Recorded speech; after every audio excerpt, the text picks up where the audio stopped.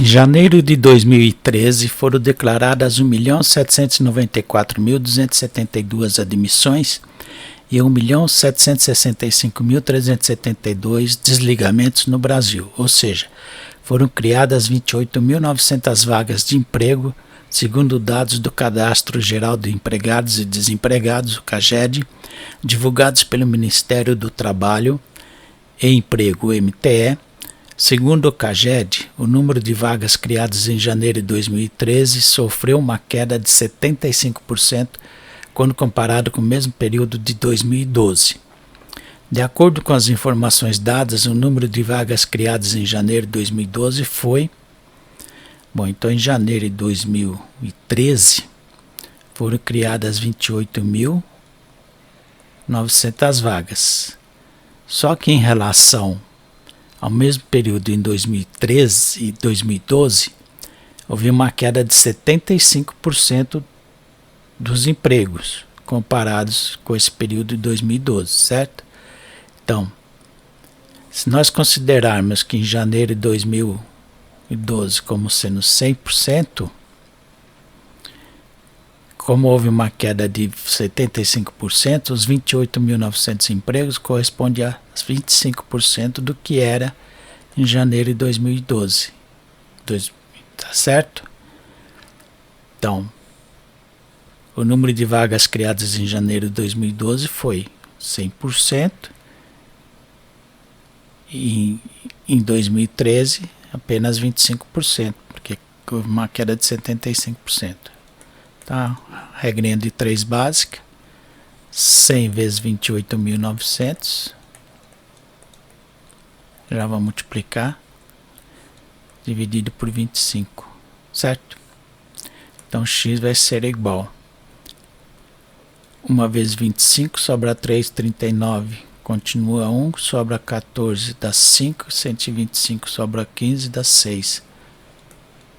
115.600 vagas foram criadas em janeiro de 2012. Queda violenta, né? Alternativa C. É isso. Um prédio com 9 andares e 8 apartamentos de 2 quartos por andar está com todos os seus apartamentos à venda. Os apartamentos são identificados por números formados por 2 algarismos, sendo que a dezena indica o andar onde se encontra o apartamento e a unidade um algarismo de 1 a 8 que diferencia os apartamentos de um mesmo andar. Quanto à incidência de sol nos quartos desses apartamentos, constatam-se as seguintes características, em função de seus números de identificação. Naqueles que finalizam em 1 ou 2, ambos os quartos recebem sol apenas na parte da manhã. Naqueles que finalizam em 3, 4, 5 ou 6, apenas um dos quartos recebe sol na parte da manhã. Naqueles que finalizam em 7 ou 8, ambos os quartos recebem sol apenas na parte da tarde. Uma pessoa pretende comprar 2 desses apartamentos em um mesmo andar, mas quer que em ambos seja pelo menos um dos quartos receba sol na parte da manhã. De quantas maneiras diferentes essa pessoa poderá escolher 2 desses apartamentos para compra nas condições desejadas? Então ele deseja comprar no mesmo andar. Ele quer que em ambos, ou pelo menos um dos quartos, receba sol na parte da manhã. Então, todos os andares têm apartamentos que recebem sol na parte da manhã. Aqueles que finalizam em final 1 ou 2 recebem sol apenas em ambos os quartos. Aqueles que finalizam em 3, 4, 5 ou 6, apenas um dos quartos recebe sol na parte da manhã. Então serve para o nosso cliente aqui, para a pessoa que pretende comprar 2 nesses andares. Então ele pode escolher, dos 8 apartamentos que tem por andar, ele pode escolher os 6 que recebe sol. Então, uma combinação de 6, 2 a 2. certo? Ele não pode escolher só com final 7 ou 8, que não recebe sol na parte da manhã. E ele precisa que pelo menos um dos quartos receba, tá? Então ele tem a opção de 6 apartamentos por andar, escolher tem. Como todos os andares têm apartamento que recebe sol nessas condições, ele pode escolher entre os 9, 6 a 2 a 2, tá? Então vai ser 9 vezes a combinação de 6, 2 a 2, 6 fatorial, combinação de n elementos tomados pela p é igual a n fatorial, p fatorial que multiplica n menos p fatorial, certo? Então vai ficar 6 fatorial que multiplica 2 fatorial, multiplica 6 menos 2 fatorial. Como aqui nas alternativas está só não desenvolver a fórmula, pode achar o número aqui, tá? 9 vezes 6 vezes 5 vezes 4 fatorial sobre 2 fatorial, que é 2 vezes 1, vezes 4 fatorial. Simplifica, simplifica. 15 vezes 9, 135. Isso, 135. Mas isso está na alternativa 6 menos 2 fatorial, alternativa B. É isso. Uma máquina em operação tem sua temperatura T monitorada por meio de um registro gráfico ao longo do tempo T. Essa máquina possui um pistão cuja velocidade V varia com a temperatura T da máquina de acordo com a expressão V igual a T ao quadrado menos 4. Após a máquina funcionar durante o intervalo de tempo de 10 horas, o seu operador analisa o registro gráfico apresentado na figura para avaliar a necessidade de eventuais ajustes, sabendo que a máquina apresenta falhas de funcionamento quando a velocidade do pistão se anula. Quantas vezes a velocidade do pistão se anulou durante as 10 horas de funcionamento? Então o pistão se anula, a máquina apresenta falhas de funcionamento quando a velocidade do pistão se anula. Então quando a velocidade é igual a zero, tá? Então a velocidade é dada pela expressão t ao quadrado menos 4, certo? Então a velocidade se anula, quer dizer, ela fica a zero quando a temperatura ao quadrado menos 4 for igual a zero. Então quanto que tem que ser a temperatura para ser igual a zero? 4 passa positivo. Então T é igual a mais ou menos raiz quadrada de 4. Quando a temperatura for 2 positivo ou 2 negativo, a velocidade é nula. Aí apresentou falha. Vamos olhar no nosso gráfico. Quando a temperatura for igual a 2 positivo, nesse instante. Quando for 2 negativo, nesse ponto. Quando for 2 negativo, esse aqui. For 2 negativo aqui. E quando for 2 positivo. Tá? Quantas vezes a velocidade do pistão se anulou durante as 10 horas de funcionamento? Vamos chamar de A, nesse ponto AB, C, D e E.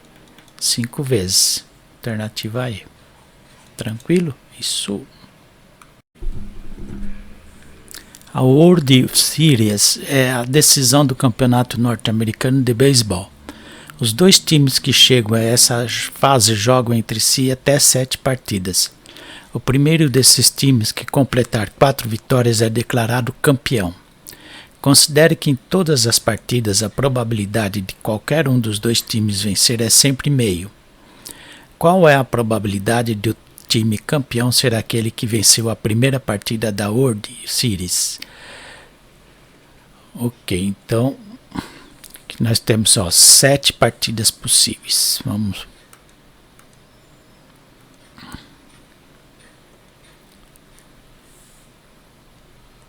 Primeira partida, segunda, terceira, quarta, quinta, sexta e sétima partida. 7 possibilidades. O primeiro desses times que completar 4 vitórias é declarado campeão. Porque se você tem 4 vitórias, não há necessidade de disputar as outras que faltam. Porque você já é campeão. O máximo que pode ser é 4-3, entendeu? Então é por isso que com 4 você já é campeão. Isso vai ser importante para nós. Então nós estamos, qual a probabilidade do time campeão ser aquele que venceu a primeira partida da série? Então vamos colocar aqui que o nosso campeão venceu a primeira. Então isso aqui nós não mexemos mais, tá? Agora vamos ver para as outras possibilidades. A segunda possibilidade é que o futuro campeão tenha vencido. Terceira também, quarta também. Aí já não precisa mais disputar as outras, tá? Então, a primeira é garantida. Então, tem 3 partidas que ele tem a probabilidade de ganhar. Meio vezes meio vezes meio, que é meio a terceira, certo? Que é igual a 1/8. Na segunda, o campeão pode vencer e perder. No entanto, ele tem que ganhar a próxima, para que não sejam necessárias as duas. Então aqui, ó, essas 3 partidas, ele pode perder essa e depois ganhar as outras 2, ou pode perder essa. Então aqui é um embaralhamento que a gente chama, tá? Pode ser embaralhado aqui dessas 3. Então aqui nós vamos ter, olha, probabilidade 50%, 2, 3 em 4 partidas, vezes a permutação de 3 fatorial sobre 2 fatorial, vezes 1 fatorial, né? Que são essas 2 letras que repete e essa aqui não repete. Seria a permutação de n elementos tomados P a P, tal forma que com repetição, que é n fatorial, alfa fatorial, beta fatorial, assim por diante, tá?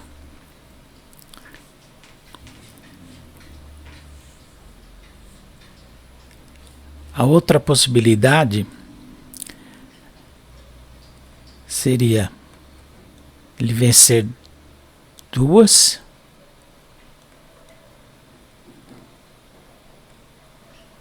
perder 2, mas ele precisa ganhar, para dar as 4, ele precisa ganhar a última. O embaralhamento vai estar aqui, ó. Certo? Então nós vamos ter metade elevado à 5ª potência vezes 4 fatorial, que é esse, dividido por 2 fatorial, as duas vencedor, vencedor e derrotado, derrotado, vezes 2 fatorial.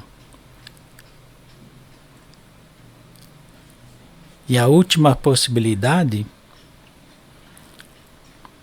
seria dele vencer, ou perder aqui, perder, perder, perder.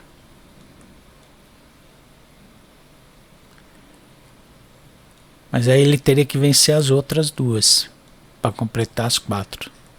Essa é a única chance dele ser campeão, tá?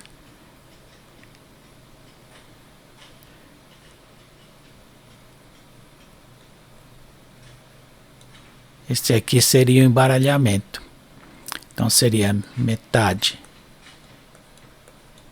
a 6ª potência, né? Vezes 5 fatorial dividido por 3 fatorial sobre 2 fatorial vezes 2 fatorial. Essas 3 derrotas, né? Essas letras vão trocando. Derrota, derrota, e verdade, verdade. Ok, só calcular isso.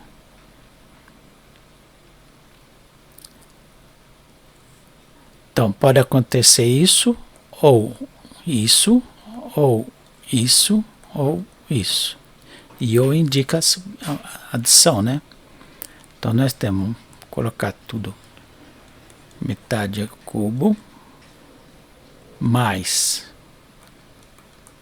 metade elevado à quarta vezes 3 fatorial sobre 2 fatorial mais metade à quinta vezes 4 fatorial sobre 2 fatorial e mais metade à sexta vezes 5 fatorial sobre 3 fatorial, 2 fatorial. Então isso vai ser igual. Meio ao cubo dá 1/8, mais o meio à quarta dá 16, vezes 3 fatorial sobre 2 fatorial é igual a 3, mais meio à quinta dá 1/32, vezes 4 fatorial sobre 2 fatorial, 2 fatorial. Seria 24 dividido por 4, dá 6. Mais 1/64, que é 1 meio elevado à sexta, vezes 5 fatorial sobre 3 fatorial, 2 fatorial. 5 fatorial é 120. 6 vezes 2, 12, dá 10. Vai ser igual 1/8 mais 3/16 mais 6/32 mais 10/64. Achar o denominador comum, que vai ser o 64.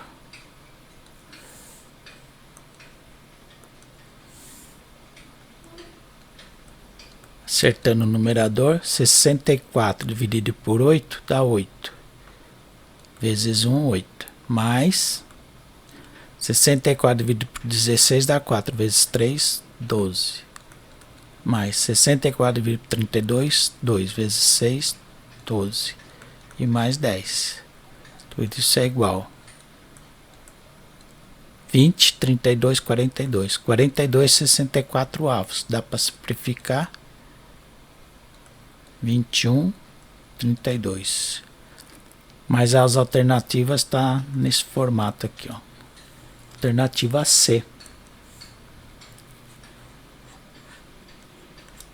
Certo? É isso. O gráfico apresenta os totais de receitas e despesas de uma empresa expressos em R$ 1.000.000 no decorrer dos meses de um determinado ano. A empresa obtém lucro quando a diferença entre receita e despesa é positiva e tem prejuízo quando essa diferença é negativa. Aqui está o gráfico das receitas, a barra em preto e as despesas em cinza claro. Qual é a mediana em R$ 1.000.000 dos valores dos lucros apurados pela empresa nesse ano? Então só está interessando o lucro. Então os meses em que a receita é maior que a despesa, né? Então seria janeiro. Janeiro a receita foi de 6 e a despesa foi de 3. Então o lucro foi de 3 milhões. Fevereiro teve prejuízo e março foi positivo. 3 de receita, 2 de despesa. O lucro foi 1. Abril prejuízo, maio lucro muito bom Em maio o lucro foi de 6 e a despesa foi bem pequena, 1. Então o lucro foi de 5. Em junho também houve lucro de 5, despesa 2. O lucro foi de 3. Em julho o lucro também 6 de receita, 4 despesas. Agosto prejuízo, setembro lucro,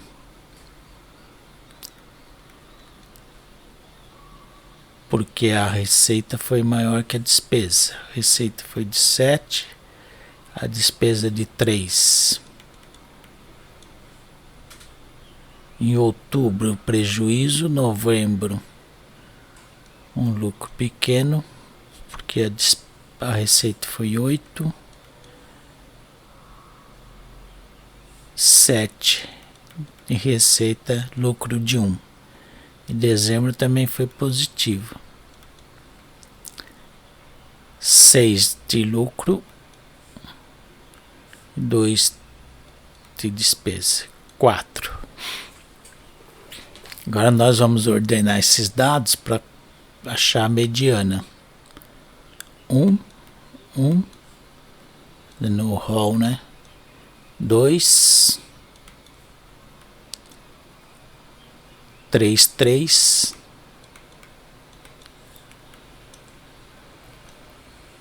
4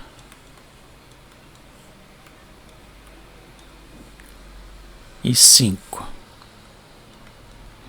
Então nós temos 2, 4, 6, 8 meses que houve lucro. Então a mediana, como é número par, vai ser os dois centrais. Separa 3 para a esquerda e 3 para a direita. Então fica a média desses dois. 3 mais 3, 6, a média é igual a 3. Alternativa D. Qual é a mediana em milhão de reais dos valores dos lucros apurados pela empresa nesse ano? Lucro de 3. A mediana é 3. Tá bom? É isso. O pacote básico de um jogo para smartphone, que é vendido a R$50, contém 2.000 gemas e 100.000 moedas de ouro, que são itens utilizáveis nesse jogo. A empresa que comercializa esse jogo decidiu criar um pacote especial que será vendido a R$100 e que se diferenciará do pacote básico por apresentar maiores quantidades de gemas e moedas de ouro. Para estimular as vendas desse novo pacote, a empresa decidiu inserir nele 6.000 gemas a mais, em relação ao que o cliente teria caso optasse por comprar com a mesma quantia 2 pacotes básicos. A quantidade de moedas de ouro que a empresa deverá inserir ao pacote especial para que seja mantida a mesma proporção existente entre as quantidades de gemas e de moedas de ouro contidas no plano básico é... Aí tem as alternativas.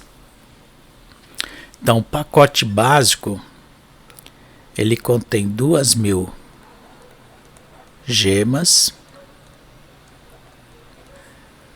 e 100.000 moedas de ouro.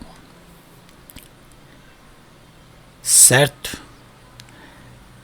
O novo pacote, pacote especial para estimular, ele vai conter 6.000 gemas a mais em relação ao básico. Quer dizer, ele vai conter 8.000 gemas. Tudo bem?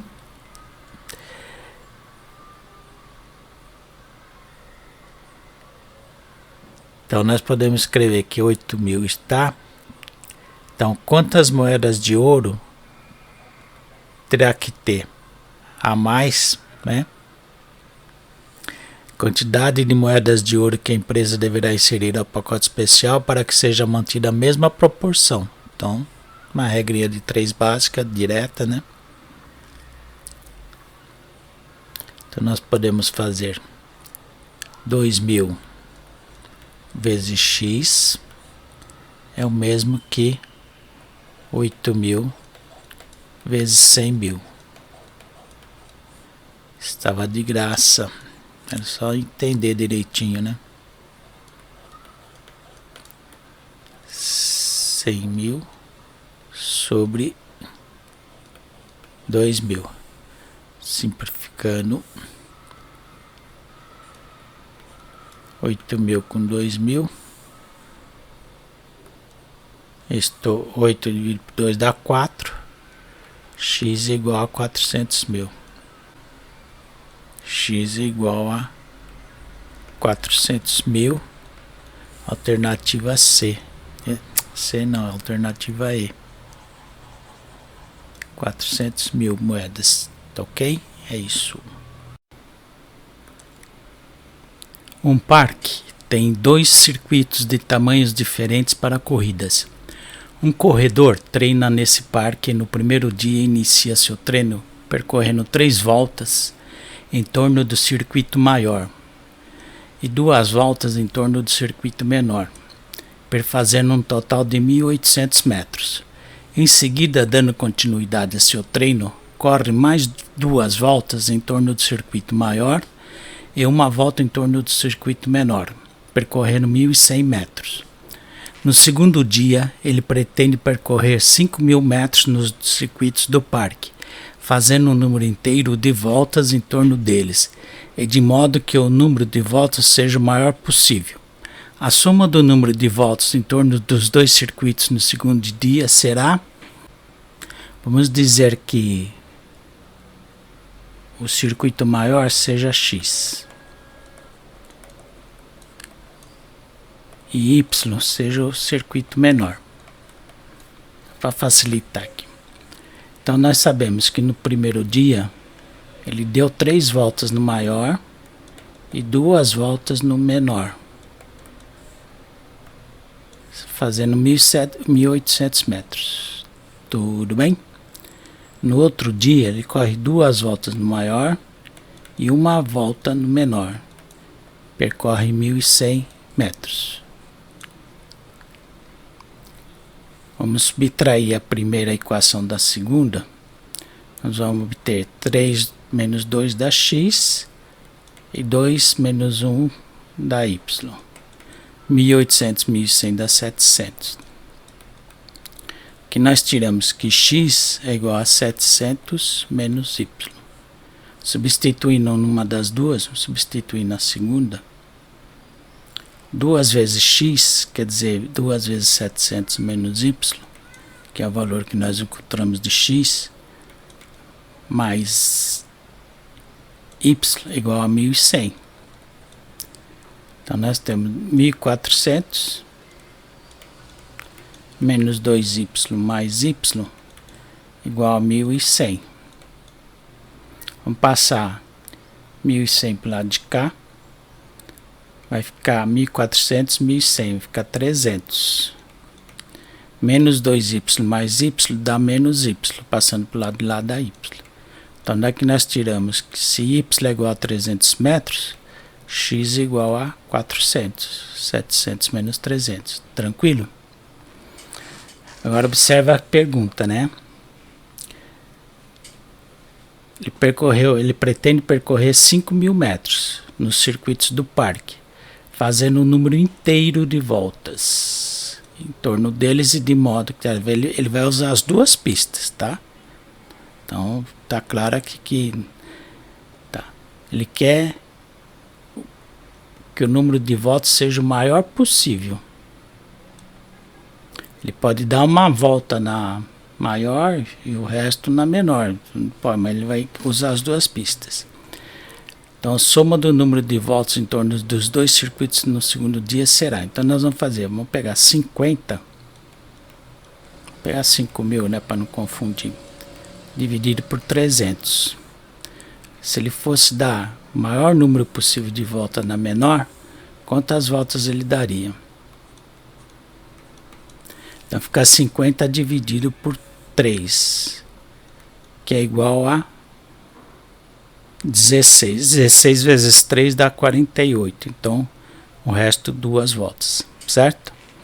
Então ele não tem como dar 16 voltas só na pista menor, porque sobra resto e ele quer o número inteiro. Então o que ele pode fazer? Essas 2 voltas que dá de resto, né, representa 600 metros. Também não é uma volta na de 400. Ele precisa de mais uma volta na de 400. Como sobrou 600,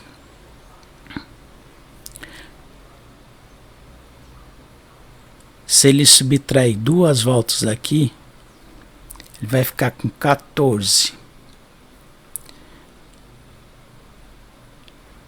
vezes 300 dá 4.200 metros. Tudo bem? Para cumprir os 5.000, faltam 800 metros. Basta ele dar 2 voltas na de 400, que aí dá certinho. Tranquilo? Então 14 mais 2, 16 voltas no total. Note que não foi só na... Ele usou 14 voltas na pista menor, porque ele quer o maior número de voltas possíveis, tá? E 2 voltas na menor, na maior. Alternativa E.